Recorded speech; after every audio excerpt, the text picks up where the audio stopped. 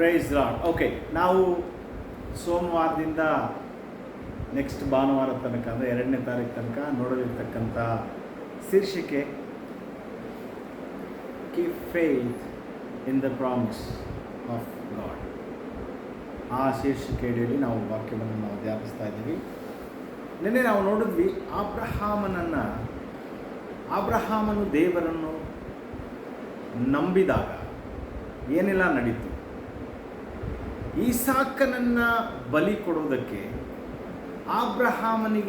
ಅಬ್ರಹಾಮನು ಯಾವ ಮೂಲದಿಂದ ಒಪ್ಕೊಂಡ ಅನ್ನೋದನ್ನು ಇವತ್ತು ಕೆಲವು ವಾಕ್ಯದ ಆಧಾರದ ಮೇಲೆ ನಮಗೆ ಹೇಳುವಾಗ, ಯಾಕೆ ದೇವರ ವಾಕ್ಯವೇ ನಮ್ಮ ಜೀವಿತದಲ್ಲಿ ದೊಡ್ಡದು ಅನ್ನೋದನ್ನು ಇವತ್ತು ನಾವು ನೋಡೋಣ. ಲೆಟ್ಸ್ ಸೇ ನಮ್ಮ ಬೈಬಲ್ ಆದಿಕಾಂಡ 15ನೇ ಅಧ್ಯಾಯ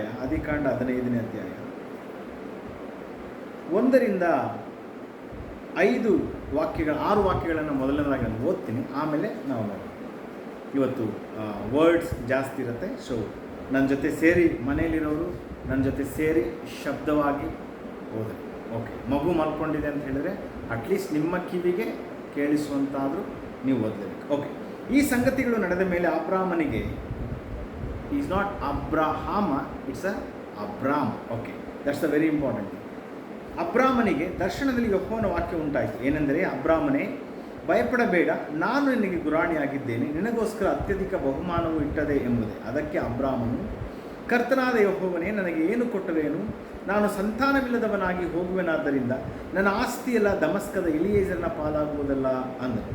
ತಿರುಗಿ ಅಬ್ರಾಮನು, ನೀನು ನನಗೆ ಸಂತಾನ ಕೊಡಲಿಲ್ಲವಾದ್ದರಿಂದ ನನ್ನ ಮನೆಯಲ್ಲಿ ಹುಟ್ಟಿದವನೇ ನನಗೆ ಬಾಧ್ಯಸ್ಥನಾಗಬೇಕಾಯಿತು ಎಂದು ಹೇಳಲು ಯೆಹೋವನವರ ಸಂಗಡ ಮಾತಾಡಿ, ಇವನು ನಿನಗೆ ಬಾಧ್ಯಸ್ಥನಾಗುವುದಿಲ್ಲ, ನಿನ್ನ ಹೊಟ್ಟೆಯಲ್ಲಿ ಹುಟ್ಟುವವನು ನಿನಗೆ ಬಾಧ್ಯಸ್ಥನಾಗುವನು ಎಂದು ಹೇಳಿ ಅವನನ್ನು ಹೊರಗೆ ಕರೆತಂದು, ಆಕಾಶದ ಕಡೆಗೆ ನೋಡು, ನಕ್ಷತ್ರಗಳು ಲೆಕ್ಕಿಸುವುದು ನಿನ್ನಿಂದಾದರೆ ಲೆಕ್ಕಿಸು, ನಿನ್ನ ಸಂತಾನವು ಅಷ್ಟಾಗುವುದು ಅಂದನು. ಅಬ್ರಾಮನು ಯೆಹೋವನನ್ನು ನಂಬಿದನು, ಯೆಹೋವನು ಅವನ ನಂಬಿಕೆಯನ್ನು ಅವನ ಲೆಕ್ಕಕ್ಕೆ ನೀತಿ ಎಂದು ಎಣಿಸಿದನು ಅಂತ ಓದ್ತೀವಲ್ಲ. ಇಲ್ಲೊಂದೇ ಒಂದು ಪ್ರಿನ್ಸಿಪಲ್ ಹೇಳಿ ನಾನು ಹಂಗೆ ಮುಂದೆ ಹೋಗ್ತೀನಿ ನೋಡ್ರಿ. ಅದಕ್ಕೆ 2ನೇ ವಾಕ್ಯ, ಅದಕ್ಕೆ ಅಬ್ರಾಮನು, ಕರ್ತನಾದ ಯೆಹೋವನೇ, ನನಗೆ ಏನು ಕೊಟ್ಟರೇನು? ನಾನು ಸಂತಾನವಿಲ್ಲದವನಾಗಿ ಹೋಗುವೆನಾದ್ದರಿಂದ ನನ್ನ ಆಸ್ತಿಯೆಲ್ಲ ದಮಸ್ಕದ ಎಲಿಯೇಜರನ ಪಾಲಾಗುವುದಲ್ಲ ಅಂದನು. ಆಗ ದೇವರು ಫಸ್ಟ್ ಪಾಯಿಂಟ್ ಏನು ಗೊತ್ತಾ? Get rich, then you have a baby. ನಾವೆಲ್ಲ ಹೆಂಗೆ ಫಸ್ಟ್ ಮಕ್ಕಳು ಮಾಡ್ಕೊಬಿಡೋದು, ಆಮೇಲೆ ಅಯ್ಯೋ ಅದಕ್ಕಿಲ್ಲ ಇದಕ್ಕಿಲ್ಲ. ಇಟ್ಸ್ ಅ ಬೈಬಲ್ ಪ್ರಿನ್ಸಿಪಲ್ ನೋಡಿ. ಇಟ್ಸ್ ಬಿಬ್ಲಿಕಲ್ ನೋಡಿ, ಎಷ್ಟು ಬಿಬ್ಲಿಕಲ್ ಫ್ಯಾಕ್ಟ್ಸ್ ನೋಡ್ರಿ. ದೇವರು ಫಸ್ಟು ನೀವು ಐಶ್ವರ್ಯ ಅಂದರೆ ನಿಮ್ಮ ಮಕ್ಕಳನ್ನು ಸಾಕುವುದಕ್ಕೆ ಬೇಕಾಗಿರ್ತಕ್ಕಂಥ ಸೌಲಭ್ಯಗಳು ನಿಮ್ಮಲ್ಲಿರುವಾಗ ನಿಮಗುಂಟಾದ ಮೇಲೇ ದೇವರು ಮಕ್ಕಳನ್ನು ದಯಪಾಲಿಸೋದು. Understand, the new couples are going to marry, ಮುಂದಕ್ಕೆ ಮದುವೆ ಆಗೋರೆಲ್ಲ ಇದನ್ನು, ಈ ಪಾಯಿಂಟನ್ನು ಜ್ಞಾಪಕ ಇಟ್ಕೊಳ್ಳಿ, ಇದನ್ನು ನಿಮ್ಮ ಬೈಬಲಲ್ಲಿ ಟಿಕ್ ಮಾಡ್ಕೊಳ್ಳಿ. When I am getting rich I will marry ಅಂತ. Okay, hallelujah. But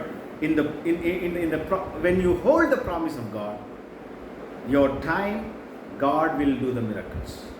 hallelujah. Okay, ಹಂಗೆ ಹೋಗ್ತೀನಿ. ಇಲ್ಲಿ ಅವನು ಹೇಳ್ತಾನೆ, ದೇವರೇ ನನಗೆ ಏನು ಕೊಟ್ಟರೇನು? ನನಗೆ ಸಂತಾನ ಇಲ್ಲ, ನನ್ನ ಮನೆಯಲ್ಲೇ ಒಬ್ಬ ಮ್ಯಾನೇಜರ್ ಇದ್ದಾನೆ ಎಲಿಯೇಜರ್, ಇವನೇ ಈಸಾಕನಿಗೆ ಹೆಣ್ಣು ನೋಡೋಕೆ ಹೋಗೋದು. ನನ್ನ ಟೀಚಿಂಗ್ಸ್ ಎಲ್ಲ ನೀವು ಕರೆಕ್ಟಾಗಿ ಫಾಲೋ ಮಾಡೋದಾದರೆ ಎಲಿಯೇಜರ್ ಯಾರು ಅನ್ನೋದು ನಿಮಗೆ ಗೊತ್ತಿರ್ತದೆ. ಓಕೆ, ಅದು ಒಂದು ಜ್ಞಾಪಕ ಮಾಡ್ತೀನಿ. ಇವನು ಈಸಾಕನಿಗೆ ಹೆಣ್ಣು ನೋಡೋಕ್ಕೆ ಹೋಗ್ತಾನಲ್ಲ, ಅವನೇ ಎಲಿಯೇಜರ್. ಅವನು ನನಗೆ ನನ್ನ ಮನೆಗೆ ಏನಾಗ್ತಾನೆ? ಓನರ್ ಆಗ್ತಾನೆ ಅಂತ ಹೇಳಿ ಅಬ್ರಹಾಮನು ದೇವರಿಗೆ ಹೇಳುವಾಗ ದೇವರು ಹೇಳ್ತಾನೆ, ಇಲ್ಲಪ್ಪ, 4ನೇ ವಾಕ್ಯ ನೋಡ್ರಿ, ಇವನು ನಿನಗೆ ಬಾಧ್ಯಸ್ಥನಾಗುವುದಿಲ್ಲ, ನಿನ್ನ ಹೊಟ್ಟೆಯಲ್ಲೇ ಹುಟ್ಟುವವನು ನಿನಗೆ ಬಾಧ್ಯಸ್ಥನಾಗುವನು ಎಂದು ಹೇಳಿ ಅವನನ್ನು ಹೊರಗೆ ಕರೆತಂದು, ಆಕಾಶದ ಕಡೆಗೆ ನೋಡು, ನಕ್ಷತ್ರಗಳನ್ನು ಲೆಕ್ಕಿಸುವುದು ನಿನ್ನಿಂದಾದರೆ ಲೆಕ್ಕಿಸು, ನಿನ್ನ ಸಂತಾನವು ಅಷ್ಟಾಗುವುದು ಅಂದನು. ಅಬ್ರಾಮನು ಯೆಹೋವನನ್ನು ನಂಬಿದನು, ಯೆಹೋವನವನ ನಂಬಿಕೆಯನ್ನು ಅವನ ಲೆಕ್ಕಕ್ಕೆ ನೀತಿ ಎಂದು ಎಣಿಸಿದನು ಅಂತ ನಾವು ಓದ್ತೀವಿ. ಇವ ಸ್ಟಿಲ್ ಅಬ್ರಾಮ್. 16ನೇ ವಾಕ್ಯ 16ನೇ ಅಧ್ಯಾಯದಲ್ಲಿ ನೀವು ಓದೋದಾದರೆ ಹಾಗಾರ್ ಎಂಟ್ರಿ ಕೊಡ್ತಾಳೆ, ಇಷ್ಮಾಯೇಲ್ ಎಂಟ್ರಿ ಕೊಡ್ತಾನೆ. ಇಲ್ಲಿ ದೇವರು ಏನು ಹೇಳಿದ್ರು ಅಂದರೆ, ನಿನ್ನ ಹೊಟ್ಟೆಯಲ್ಲಿ ಹುಟ್ಟುವವನು ನಿನಗೆ ಬಾಧ್ಯಸ್ಥನಾಗುವನು ಅಂದಿದ ತಕ್ಷಣ ಇವನು ದೇವರ ವಾಗ್ದಾನವನ್ನು ಸರಿಯಾಗಿ ಅರ್ಥ ಮಾಡಿಕೊಳ್ಳದೆ ಇವನು ಬೇರೆ ಸೋರ್ಸನ್ನು ಅಕ್ಸೆಪ್ಟ್ ಮಾಡ್ಕೊಂಡ ನೋಡ್ರಿ ಅಬ್ರಾಮ್.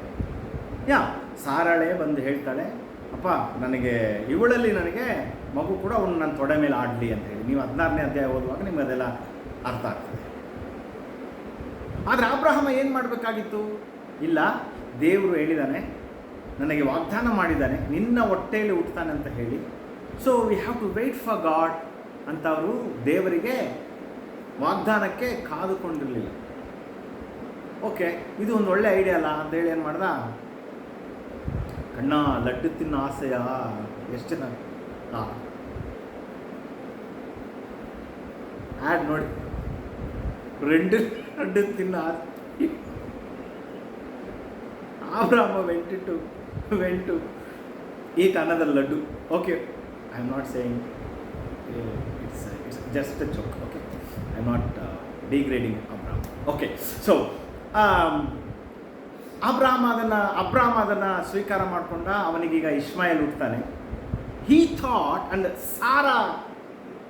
ಸಾರಾಯ್ ಥಾಟ್, ಓಕೆ, ಇವನೇ ನಮಗೆ ಬಾಧ್ಯಸ್ಥನು, ಇವನ ಸಂತಾನವೇ ನಮ್ಮ ಸಂತಾನ ಅಂತ ಹೇಳಿ they we settle almost.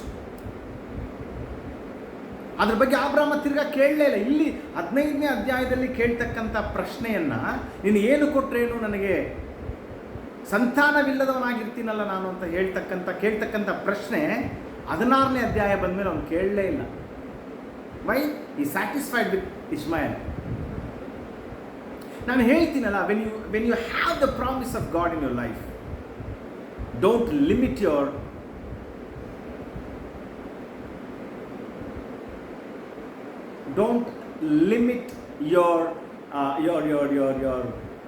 thoughts and don't limit your plans. Why? You have the promise of God in your life. ಇಲ್ಲ ಅಬ್ರಾಮ ನೋಡ್ರಿ, ತನ್ನನ್ನು ತಾನೇನು ಮಾಡ್ದ?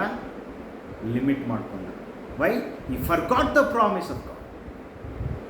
ಅವನು ವಾಗ್ದಾನವನ್ನು ಮರ್ತು ಹೋದ. ಅವನೇನು ಮಾಡ್ಕೊಂಡ? ಮಿತಿಗೊಳಿಸ್ಕೊಂಡ. ಒಂದು ಬೌಂಡ್ರಿ ಹಾಕ್ಕೊಂಡು, ಓಕೆ ನಾನು ಸಾರಾ ಆಗ ಇಷ್ಮಾಯೇಲ್ ಅಂತಕ್ಕಂಥ ಬೌಂಡ್ರಿ ಒಳಗಡೆ ಅವನು ಬಾಳೋದಕ್ಕೆ ಸ್ಟಾರ್ಟ್ ಮಾಡ್ದ. I was so happy. ಅದಾದ ಮೇಲೆ ಅವನಿಗೆ ಯಾವುದೇ ಪ್ರಶ್ನೆಗಳು ಬರಲೇ ಇಲ್ಲ ಅವನ ಲೈಫಲ್ಲಿ. ನಾನು ಅದಕ್ಕೆ ಹೇಳ್ತೀನಿ, ಸಮ್ಟೈಮ್ಸ್ ನಾವು ಬೇಕಾದರೆ ಅಪನಂಬಿಗಸ್ಥರಾಗ್ಬೋದು, but God is always faithful. Why? Because he promise to Abram, ನಾನು ನಿನಗೆ ನಿನ್ನ ಹೊಟ್ಟೆಯಲ್ಲಿ ಸಂತಾನವನ್ನು ಕೊಡ್ತೇನೆ, ಅವರು ಆಕಾಶದ ನಕ್ಷತ್ರಗಳಷ್ಟಾಗಿರ್ತಾರೆ, ಸಮುದ್ರದ ಉಸುಬಿನಂತಿರ್ತಾರೆ ಅಂತ ಪ್ರಾಮಿಸ್ ಮಾಡೋನು ಯಾರು? ದೇವರು. ಜೆನೆಸಿಸ್ 17 ಒಳಗಡೆ ಬನ್ನಿರಿ. 17 ಫಸ್ಟ್ ವರ್ಡ್ ನಾನು ಓದ್ತೀನಿ ನೋಡ್ರಿ. ಅಬ್ರಾಮನು, ಓಕೆ, ಅದಕ್ಕಿಂತ ಮುಂಚೆ 16 ನೋಡ್ರಿ. 16ನೇ ಅಧ್ಯಾಯ 16ನೇ ವಾಕ್ಯ ನೋಡ್ರಿ. ಅವಳು ಇಷ್ಮಾಯೇಲನನ್ನು ಹೆತ್ತಾಗ ಅಬ್ರಾಮನು 86 ವರ್ಷದವನಾಗಿದ್ದ. ಓಕೆ, ಬಟ್ 17 ಫಸ್ಟ್ ವರ್ಡ್ ಈಗ ಹೇಳ್ತದೆ, ಅಬ್ರಾಮನು 99 ವರ್ಷದವನಾದಾಗ. ಆಲ್ಮೋಸ್ಟ್ ಅಲ್ಲಿಗೆ ಒಂದು 16 ವರ್ಷ ಇಟ್ಕೊಳ್ರಿ. 86ರಿಂದ 100 ಅಂದರೆ ಎಷ್ಟು? 14 ವರ್ಷ ಬರುತ್ತಾ? 13 ವರ್ಷನೇ ಇಟ್ಕೊಳ್ಳೋಣ. 14 ವರ್ಷ ಈ was living a simple, peaceful, ಆರಾಮ್ life. Why? You forgot the promise of God. ಅವನಿಗೆಲ್ಲವೂ ಇತ್ತು ನೋಡ್ರಿ, ಎಲ್ಲ ಸೌಲಭ್ಯಗಳು ಇತ್ತು ರೀ. You forgot the promise of God, but God is faithful. ವಾಕ್ಯ ಹೇಳ್ತದೆ ನೋಡ್ರಿ. Wow, I love this word seriously. ಅಬ್ರಾಮನು 99 ವರ್ಷದವನಾದಾಗ ಯೆಹೋವನು ಅವನಿಗೆ ದರ್ಶನ ಕೊಟ್ಟು. ವಾಲಂಟ್ರಿಯಾಗಿ ದೇವ್ರ ಎಂಟ್ರಿ ಆಗ್ತಾ ಇದೆ. ಮಗ 14 ವರ್ಷ ಸಾಕು, ಎಂಜಾಯ್ ಮಾಡಿದ್ದು ಬಾ. What a good god. ನಾವು ಅದೇ ಹೇಳ್ತೀನಲ್ಲ, ನಾವು ಬೇಕಾದ್ರೆ ದೇವರು ಮಾಡಿರ್ತಕ್ಕಂಥ ವಾಗ್ದಾನವನ್ನು ನಮ್ಮ ಪರಿಸ್ಥಿತಿಗಳ ಮಧ್ಯೆ ಮರಿಬೋದು, but God never forget his promises in our life. Hallelujah. Okay, ನಾನು ಸರ್ವಶಕ್ತನಾದ ದೇವರು, ನನಗೆ ನಡಕೊಂಡು ದೋಷವಿಲ್ಲದವನಾಗಿರು. ನಾನು ನಿನ್ನ ಸಂಗಡ ಒಡಂಬಡಿಕೆ ಮಾಡಿಕೊಳ್ಳುತ್ತೇನೆ, ಅತ್ಯಧಿಕವಾದ ಸಂತತಿಯನ್ನು ಕೊಡುವೆನು ಅಂದನು. ವಾ ವಾ ಅಬ್ರಹಾಮ್ ವಾಸ್ ಶಾಕ್. ಅಲ್ಲ, ಅತ್ಯಧಿಕವಾಗಿ ಸಂತಾನವನ್ನು ಕೊಡುವನು ಅಂದರೆ ಇನ್ನೊಂದು ಎರಡು ಮೂರು ಟ್ರೈ ಮಾಡಬೇಕು. I don't know, maybe game like that. Okay, ಆದರೆ 3ನೇ ವಾಕ್ಯ ನೋಡಿ. ಅಬ್ರಾಮನು ಅಡ್ಡ ಬೀಳಲು ದೇವರು ಅವನ ಸಂಗಡ ಮಾತಾಡಿ, ನಾನಂತೂ ನಿನಗೆ ವಾಗ್ದಾನ ಮಾಡ್ತೇನೆ. ವಾವ್, ಅಗೇನ್ ಗಾಡ್ ಸೆಡ್, ಅಪ್ಪ ನೀನು ನನ್ನ ನಂಬ್ತೀಯೋ ಇಲ್ವೋ, ನೀನು ನನ್ನ ವಾಗ್ದಾನವನ್ನು ಜ್ಞಾಪಕ ಮಾಡ್ಕೊಂತೀಯೋ ಇಲ್ವೋ, ನಾನಂತೂ ನಿನಗೆ ವಾಗ್ದಾನ ಮಾಡ್ತೇನೆ. ಏನೆಂದರೆ, ನೀನು ಅನೇಕ ಜನಾಂಗಗಳಿಗೆ ಮೂಲ ಪುರುಷನಾಗುವಿ. ಇನ್ನು ಮುಂದೆ ನಿನಗೆ ಅಬ್ರಾಮ ಎಂದು ಹೆಸರಿರುವುದಿಲ್ಲ, ನಿನ್ನನ್ನು ಅನೇಕ ಜನಾಂಗಗಳಿಗೆ ಮೂಲ ಪಿತೃವಾಗಿ ನೇಮಿಸಿರುವುದರಿಂದ ನಿನಗೆ ಅಬ್ರಹಾಮನೆಂದು ಹೆಸರಿರುವುದು. ನಿನ್ನಿಂದ ಜನಾಂಗಗಳು ಉತ್ಪತ್ತಿಯಾಗಿ ಅರಸರು ಹುಟ್ಟುವರು, ನಿನಗೂ ನಿನ್ನ ಸಂತತಿಗೂ ದೇವರಾಗಿರುವನೆಂದು ನಾನು ನಿನಗೋಸ್ಕರವೂ ನಿನ್ನ ಸಂತತಿಯ ಎಲ್ಲ ತಲತಲಾಂತರಗಳಿಗೋಸ್ಕರವೂ ಮಾಡಿಕೊಂಡ ನನ್ನ ಒಡಂಬಡಿಕೆಯನ್ನು ಸ್ಥಿರಪಡಿಸುವೆನು. Wow, what a promise. First promise ಏನು? 15ನೇ ಅಧ್ಯಾಯದಲ್ಲಿ ನಾವೇನು ಪ್ರಾಮಿಸ್ ಓದ್ತೀವಿ? ದೇವರು ಕೊಡ್ತಕ್ಕಂಥ ಪ್ರಾಮಿಸ್ ಏನು, ವಾಗ್ದಾನ ಏನು? ನಿನ್ನ ಹೊಟ್ಟೆಯಲ್ಲಿ ಹುಟ್ಟುತ್ತಾನೆ, ಅವ್ರ ಆಕಾಶದ ನಕ್ಷತ್ರಗಳಂಗೆ ಸಮುದ್ರದ ಮರಳಿನಂತಿರ್ತಾರೆ, ಅಷ್ಟೇ. ಇಲ್ಲಿ ನೋಡಿ, ದೇವರು ಆ್ಯಡ್ ಮಾಡ್ತಾ ಹೋಗ್ತಾನೆ. See, our God is a God of adding the blessings, not decreasing the blessings. ಯಾವಾಗ ಅಲ್ಲಿ ಮೇಲ್ಗಡೆ ನೋಡಿ, ದಟ್ಸ್ ಟರ್ಮ್ಸ್ ಆ್ಯಂಡ್ ಕಂಡೀಷನ್ಸ್. ನನಗೆ ನಡಕೊಂಡು ದೋಷವಿಲ್ಲದವನಾಗಿ. That's the very important principle. ನೀನು ಮಾಡೋದೆಲ್ಲ ಮಾಡಿಬಿಟ್ಟು ಆಮೇಲೆ ಆಸರೆ, it's not, it won't work. Okay, anyway, ಇಲ್ಲಿ ನೋಡ್ರಿ ಆಶೀರ್ವಾದಗಳನ್ನು ಹೇಗೆ ಆ್ಯಡ್ ಮಾಡ್ತಾನೆ. ನಿನ್ನನ್ನು 5ನೇ ವಾಕ್ಯ, ನಿನ್ನನ್ನು ಅನೇಕ ಜನಾಂಗಗಳಿಗೆ ಮೂಲ ಪಿತೃವನ್ನಾಗಿ ನೇಮಿಸಿರುವುದರಿಂದ ನಿನಗೆ ಅಬ್ರಹಾಮನೆಂದು ಹೆಸರಿರುವುದು. ಇಲ್ಲಿ ದೇವರು ಅಬ್ರಾಮನನ್ನು ತೆಗೆದು ಅಬ್ರಹಾಮ ಅಂತ ಹೇಳಿ ಮಾಡೋದನ್ನು ನಾವು ನೋಡ್ತೀವಿ. ನೀನು ಪ್ರವಾಸವಾಗಿರುವ ಕಾನಾನ್ ದೇಶವೆಲ್ಲ ನಿನಗೂ ನಿನ್ನ ಸಂತತಿಗೂ ಶಾಶ್ವತ ಸ್ವಾಸ್ಥ್ಯವನ್ನಾಗಿ ಕೊಟ್ಟವರಿಗೆ ದೇವರಾಗಿರುವೆನು ಅಂದರು.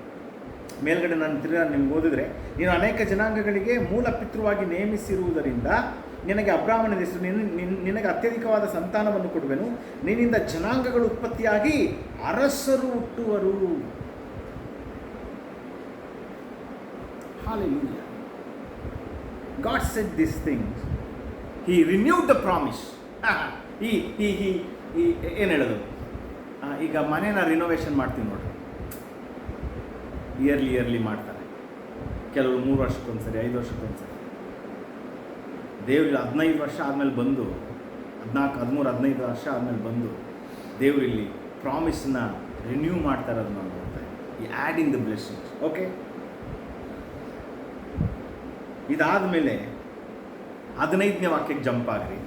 17, 15 ನಾನು ಓದ್ತೀನಿ ನೋಡ್ರಿ. ಇದಲ್ಲದೆ ದೇವರು ಅಬ್ರಾಮನಿಗೆ, ನೀನು ಇನ್ನು ಮುಂದೆ ನಿನ್ನ ಪತ್ನಿಯನ್ನು ಸಾರಾಯಳೆಂದು ಕರೆಯದೆ ಸಾರಾ ಎಂದು ಕರೆಯಬೇಕು. ನಾನು ಆಕೆಯನ್ನು ಆಶೀರ್ವದಿಸಿ ಆಕೆಯಲ್ಲಿ ನಿನಗೆ ಮಗನನ್ನು ಕೊಡುವೆನು. ನಾನು ಆಕೆಯನ್ನು ಆಶೀರ್ವದಿಸಿದ್ದರಿಂದ ಆಕೆಯಿಂದ ಅನೇಕ ಜನಾಂಗಗಳು ಅರಸರು ಉತ್ಪತ್ತಿಯಾಗುವರು ಎಂದು ಹೇಳಲು ಅಬ್ರಹಾಮನು ಅಡ್ಡ ಬಿದ್ದು ನಕ್ಕು. Is ಮೋಕಿಂಗ್ god. ಅಬ್ರಹಾಮ ದೇವರನ್ನ ಗೇಲಿ ಮಾಡ್ತಾ ಇದ್ದಾನೆ. ಯೋಚನೆ ಮಾಡ್ರಿ, ನಾವೆಲ್ಲ ಅಬ್ರಹಾಮನಿಗಿಂತ ವಿ ಆರ್ ಸೋ ಬ್ಲೆಸ್ಡ್. ಯಾಕೆ? ಯಾವತ್ತಾರು ಒಂದು ದಿವಸನಾರು ಇವಾಗ ಒಂದು ವಾಗ್ದಾನ ಬೇರೆ ಕಾಮಿಡಿ ಯಾವತ್ತರ ಹೇಳಿಲ್ಲ, ಅದನ್ನು ಕಾಮಿಡಿ ಮಾಡ್ತಾರೆ. ಅಡ್ಡ ಬಿದ್ದು ನಕ್ಕು. ಯಾರಿಗೆ? ದೇವರಿಗೆ. ಓಕೆ, ಅಬ್ರಹಾಮನು ಅಡ್ಡ ಬಿದ್ದು ನಕ್ಕು. 100 ವರ್ಷದವನಿಗೆ ಮಗ ಹುಟ್ಟುವುದುಂಟೆ, 90 ವರ್ಷದವಳಾದ ಸಾರಾಳು ಹೆತ್ತಾಳೆ ಎಂದು ಮನಸ್ಸಿನಲ್ಲಿ ಎಂದುಕೊಂಡು ಈಗ ಹೇಳ್ತಾನೆ, ದೇವರೇ, ಇಷ್ಮಾಯೇಲನಿದ್ದಾನಲ್ಲ, ಅವನೇ ನಿನ್ನ ದಯೆ ಹೊಂದಿ ಬಾಳಲಿ ಎನ್ನಲು ದೇವರು ಹಾಗಲ್ಲ. ಈ ಹಾಗಲ್ಲ ಅಂತಕ್ಕಂಥದ್ದು 2 ಅರ್ಥ ಕೊಡ್ತದೆ. ಒಂದು ದೊಡ್ಡ ಹಾಯಿ, ಯಾರ ಲಾವ ಶೇಷ ಶಪಶಾಶ ಅಲ್ಲಿ ಬರ್ತಕ್ಕಂಥ ಹಾಗಲ್ಲ ಅಂದರೆ ಆ ಥರ ಅಲ್ಲಪ್ಪ, ಅದು ಇದು ಬೇರೆ ಥರ ಅನ್ನೋದಕ್ಕೆ ಈ ಪದ. ಆದರೆ ನಾನು ಓದ್ತಾ ಇರ್ತಕ್ಕಂಥ ನನ್ನ ಟರ್ಮ್ಸ್ ಇದರಲ್ಲಿ ಏನಂತ ಹೇಳಿದ್ರೆ, ದೇವರು ಆಗಲ್ಲ, ಆ ಆಗಲ್ಲ ಅಂದರೆ ದೇರ್ ಇಸ್ ನೋ ಚಾನ್ಸ್. ನಾನು ಅದನ್ನು ಆ ಥರ ಪರ್ಸನಲೈಸ್ ಮಾಡಿ ನಾನು ಓದ್ತಾ ಇದ್ದೀನಿ. ಬೈಬಲ್ನ ಯಾವಾಗಲೂ ನಮ್ಮ ಪರ್ಸನಲೈಸ್ ಮಾಡಿ ನಾವು ಅದನ್ನು ತಗೊಳ್ಳೋದೇ ವಾಗ್ದಾನ, ಆಗಲೇ ವಾಗ್ದಾನಗಳು ಕೆಲಸ ಮಾಡೋದು. ಇಲ್ಲಿ ದೇವರು ಹೇಳಿದ ಆಗಲ್ಲ ಅನ್ನೋದೇನು, ಅದು ಬೇರೆ ಥರ ಕಣೋ, ನೀನು ನೆನೆಸ್ಕೊಂಡಿರೋ ಥರ ಅಲ್ಲ, ಅದು ಆಗಲ್ಲ. ಆದರೆ ನಾನು ಹೇಳ್ತಾರ ಆಗಲ್ಲ, ದೇರ್ ಇಸ್ ನೋ ಚಾನ್ಸೇ ಇಲ್ಲ, ಆಗಲ್ಲ. ಹಾಗಲ್ಲ, ನಿನ್ನ ಪತ್ನಿಯಾದ ಸಾರಳಲ್ಲಿಯೇ ನಿನ್ನಿಂದ ಮಗನು ಹುಟ್ಟುವನು, ಅವನಿಗೆ ಇಸಾಕನೆಂದು ಹೆಸರಿಡಬೇಕು. ಅವನ ಸಂಗಡನ ಒಡಂಬಡಿಕೆಯನ್ನು ಸ್ಥಾಪಿಸಿಕೊಳ್ಳುವೆನು, ಅದು ಅವನ ಸಂತತಿಯವರಲ್ಲಿಯೂ ಶಾಶ್ವತವಾಗಿರಬೇಕು. This is the promise. ಈ ಪ್ರಾಮಿಸ್ ಇದೆಯಲ್ಲ, ಈ promise Abraham remembered when God said to take Isaac to the Mount of Moriah. ಅಲ್ಲಿ ನನಗೆ ಅವನನ್ನು ನೀನು ಬಲಿ ಕೊಡಬೇಕು ಎಂಬುದಾಗಿ ದೇವರು ಹೇಳಿದಾಗ ಅಬ್ರಹಾಮನು ಜ್ಞಾಪಕ ಮಾಡಿಕೊಂಡಂಥ ವಾಗ್ದಾನ ಇದೆ. ಆದ್ದರಿಂದಲೇ ಅವನು ಅಷ್ಟು ಧೈರ್ಯವಾಗಿ ಬಲಿ ಕೊಡೋದಕ್ಕೆ ಕಟ್ಟಿಗೆನ ಬೆಂಕಿಯನ್ನು ಅವನ ಮಗನ ಮೇಲೆ ಒರೆಸಿ, ಬಾ ಹೋಗೋಣ ಮೇಲೆ ಕರ್ಕೊಂಡು ಹೋಗುವಾಗ ತನ್ನ ಆಳುಗಳಿಗೆ ಹೇಳ್ತಾನೆ, ನೀವು ಇಲ್ಲೇರಿ, ನಾನು ಈ ಸಾಕನ್ನು ಹೋಗಿ ಆರಾಧನೆ ಮಾಡಿ ಬರ್ತೀನಿ. Why? Because you knew the promise of God. ದೇವರು ಈ ಸಾಕನನ್ನ ಬಲಿ ತಗೊಂಡಿದ್ದಿದ್ರೆ ದೇವರು ಮಾಡಿದ ವಾಗ್ದಾನ ಅವತ್ತೇ ಸತ್ತೋಗ್ತಿತ್ತು. ಈ ಸಾಕನೊಟ್ಟಿಗೆ ಸತ್ತೋಗ್ತಾ ಇತ್ತು. ಯಾಕೆ? ದೇವರು ಈ ಸಾಕನೆಂದು ಹೆಸರಿಟ್ಟು ಅವನ ಜೊತೆ ನಾನು ಒಡಂಬಡಿಕೆ ಮಾಡ್ಕೊಳ್ತೀನಿ ಅಂತ ಪ್ರಾಮಿಸ್ ಮಾಡಿರೋದು. ವಾಗ್ದಾನ ಸರಿಯಾಗಿ ನಾವು ಅರ್ಥ ಮಾಡ್ಕೋಬೇಕು. ಯೋಚನೆ ಮಾಡಿ ನೋಡ್ರಿ, ಈ ಸಾಕನನ್ನು ಮಲಗಿಸಿ ಅಬ್ರಹಾಮ ಕತ್ತಿ ತೆಗೆದಾಗಲೇ ದೇವರು ಮಾತಾಡಿದ್ರು, ಅಬ್ರಹಾಮನೇ ಸ್ಟಾಪ್ ಇಟ್.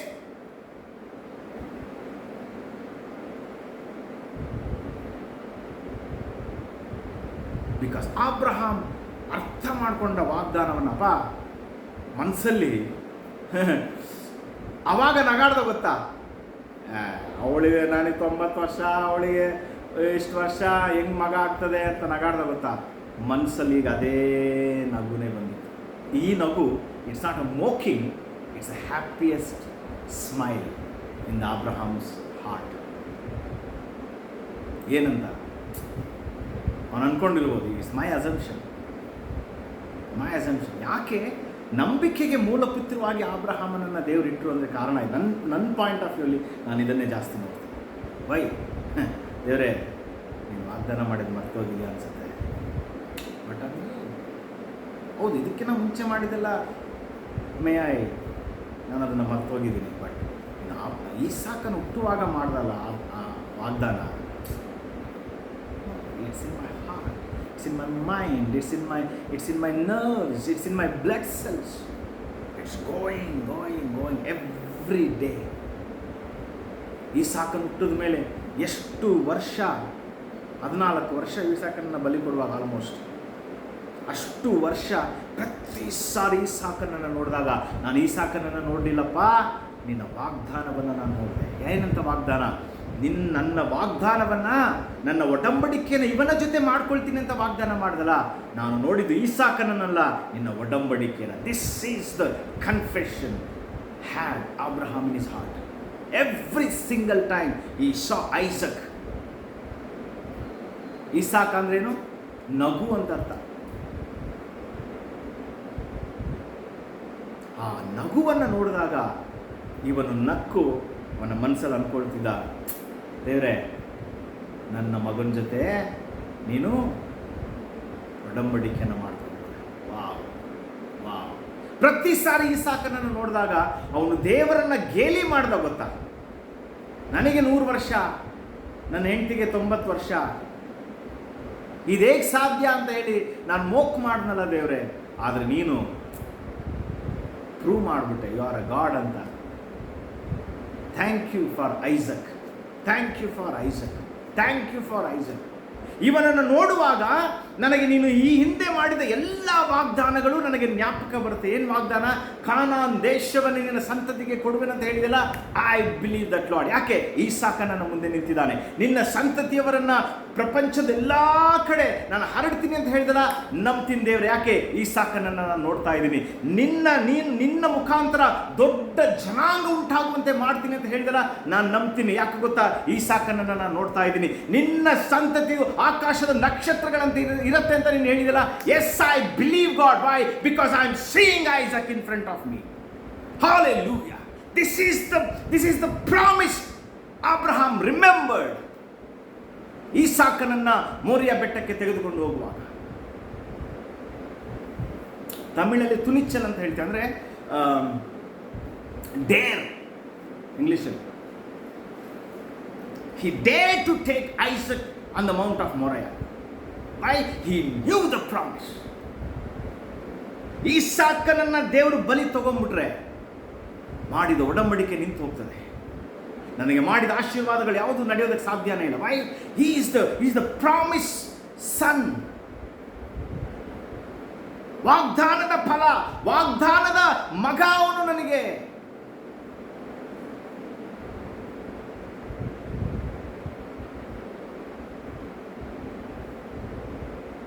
ಆ ವಿಷಯ ಯಾವಾಗ ಅಬ್ರಹಾಮನ ಹೃದಯದಲ್ಲಿ ಪ್ರತಿ ದಿವಸ ನೋಡ್ರಿ. ಇದಾದ ಮೇಲೆ ಅಬ್ರಹಾಮ ವಾಗ್ದಾನವನ್ನು ಮರೀಲೇ ಇಲ್ಲ. ಅದಕ್ಕಿಂತ ಮುಂಚೆ ಮರೆತು ಜಾಲಿಯಾಗಿ ಇಸ್ಮಾಯಿಲನ ಜೊತೆ whatever other things. ಇದಾದ ಮೇಲೆ ಅಬ್ರಹಾಮ ದೇವರ ವಾಗ್ದಾನವನ್ನು ಮರೀಲೇ ಇಲ್ಲ. Hallelujah. Believe in the promise. Keep the faith in the promises of God. It will work in your life in the right time. ಅಲ್ಲಿ ತನಕ we have to confess. We have to believe the promise of God. We have to confess the promise of God. We have to work towards the promise of God. ಆ ವಾಗ್ದಾನದಲ್ಲೇ ಕೆಲಸ ಮಾಡಬೇಕು ನೋಡಿ.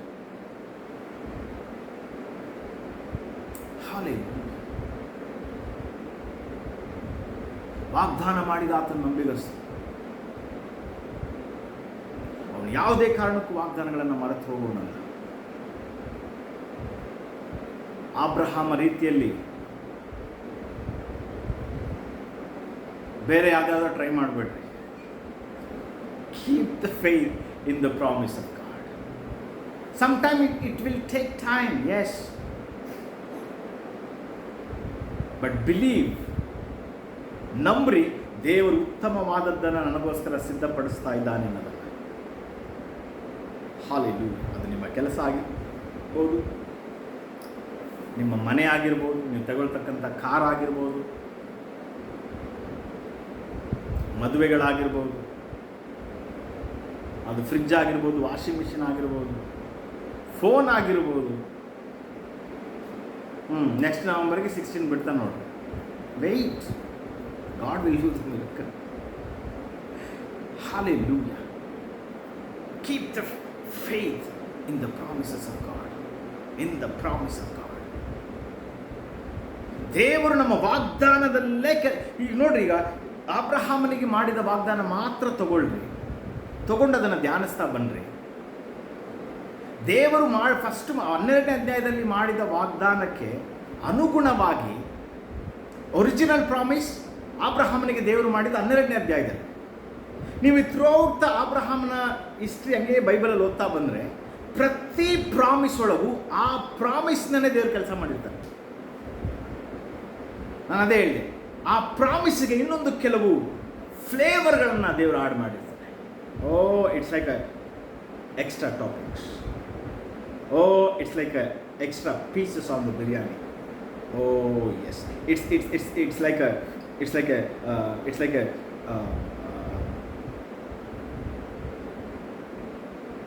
kebabs, extra kebabs. ನೀವು ಬೇಕಾದ್ರೆ try ಮಾಡಿ. ಕಬಾಬ್ ಅಲ್ಲ, ವಾಗ್ದಾನವನ್ನು 12ನೇ ಅಧ್ಯಾಯದಲ್ಲಿ ದೇವರು ಮಾಡಿದ ವಾಗ್ದಾನವನ್ನು ತಗೊಂಡು ಥ್ರೂಔಟ್ ದ ಬೈಬಲ್ ಅಬ್ರಹಾಮನಿಗೆ ದೇವರು ಮಾಡಿದಂಥ ವಾಗ್ದಾನವನ್ನು ನೀವು ನೋಡ್ತಾ ಬಂದರೆ 12ನೇ ಅಧ್ಯಾಯದಲ್ಲಿ ಯಾವ ವಾಗ್ದಾನವನ್ನು ಮಾಡಿದ್ನೋ ಆ ವಾಗ್ದಾನದೊಟ್ಟಿಗೆ ದೇವರು ಕೆಲವು ವಾಗ್ದಾನಗಳನ್ನು ಆ್ಯಡ್ ಮಾಡ್ತಾ ಹೋಗ್ತಾನೆ, ಸೇರಿಸ್ತಾ ಹೋಗ್ತಾನೆ.